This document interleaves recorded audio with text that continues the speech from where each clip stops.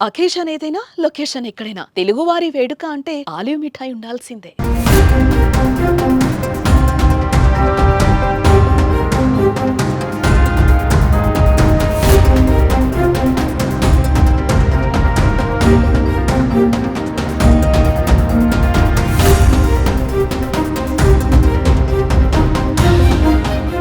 భారత్ పాకిస్తాన్ మధ్య జరిగిన యుద్ధంలో ఎవరిది పైచేయి అంటే భారత్ అనే అందరూ చెప్తారు. చెప్పడం కాదు, అది అక్షరాల నిజం కూడా. కానీ పాకిస్తాన్ యుద్ధం గెలిచిందంట. అవును, ఇది సాక్షాత్తు ఆ దేశ ప్రధాని నోట నుంచి వచ్చిన మాట. ప్రధాని ఇలా చెప్పారో లేదో అక్కడి ప్రజలు మేమే యుద్ధం గెలిచామంటూ రోడ్లపై సంబరాలు చేసుకుంటున్నారు. జై పాకిస్తాన్ అంటూ నినదిస్తున్నారు. ఇది చూసి విన్నవారికి చాలా విడ్డూరంగా ఉంది. ముప్పేటి దాడి చేసి 3 చెరువులు నీరు తాగిస్తే పాకిస్తాన్ మాత్రం గెలిచామని జబ్బలు చర్చుకోవడం ఆ దేశాన్ని నవ్వులు పాలు చేస్తుంది. ఒక్కసారి ఆయన మాటలు మీరే వినండి. This is against our principles. We have been successful in our principles and we have done the same with the enemy. What with a very respected nation does, and this is also a success for the army, and the whole Pakistani nation has become successful and we have won. This is victory.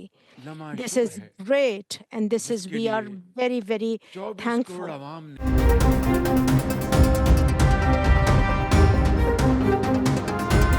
శత్రువుల air బేస్లు స్థావరాలను target చేసి వాటిని ధ్వంసం చేశాం. వారి Rafale యుద్ధ విమానాల్ని నేలకూల్చాం. మేమే విజయం సాధించాం.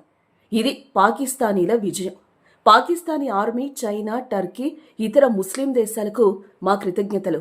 Army chief Asim Munir, America అధ్యక్షుడు డొనాల్డ్ ట్రంప్కు నా ధన్యవాదాలు అని పాకిస్తాన్ ప్రధాని షాబాజ్ షరీఫ్ జాతినుద్దేశించి మాట్లాడారు.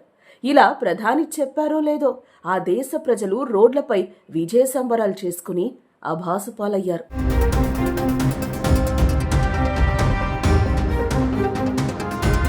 పాకిస్తాన్ మన ఎయిర్ బేస్లను ధ్వంసం చేసిందట. రాఫెల్ విమానాల్ని నేలకూల్చిందట.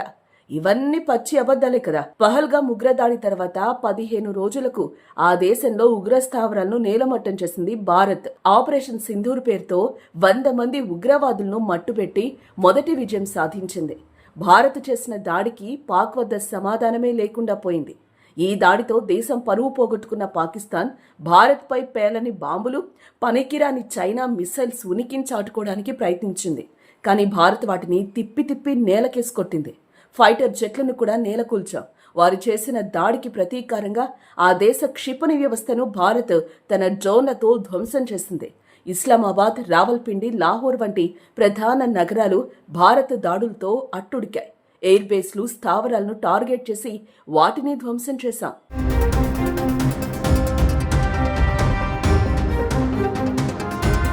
పాకిస్తాన్ ఇంత చేసినా మనం ఎక్కడా ప్రజల జోలికి పోలేదు.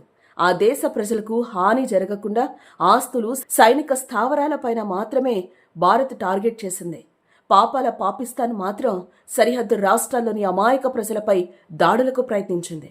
ముఖ్యంగా జమ్మూలోని పౌరులు, నివాసాలపై దాడి చేసి పలువురి ప్రాణాలను తీసుకుంది. ఇక భారత్ దాడులను పెంచుతుందనే భయంతో కాళ్లబేరానికొచ్చి చివరికి అమెరికా మధ్యవర్తిత్వంతో ఒప్పందం చేసుకుంది. కానీ బుద్ధి మారకుండా కాల్పుల విరమణ ఒప్పందానికి తూట్లు పొడిచి శనివారం మరోసారి డ్రోన్లను పంపింది. ఈ యుద్ధంలో ఎక్కడా పాకిస్తాన్ పైచేయి సాధించలేదు. యుద్ధం ముగిసిన తర్వాత భారత్ మౌనంగా ఉంటే చావు దెబ్బలు తిన్న పాక్ మాత్రం తామే గెలిచామంటూ ఆ దేశ ప్రధాని ప్రచారం చేసుకోవడం సిగ్గుచేటు.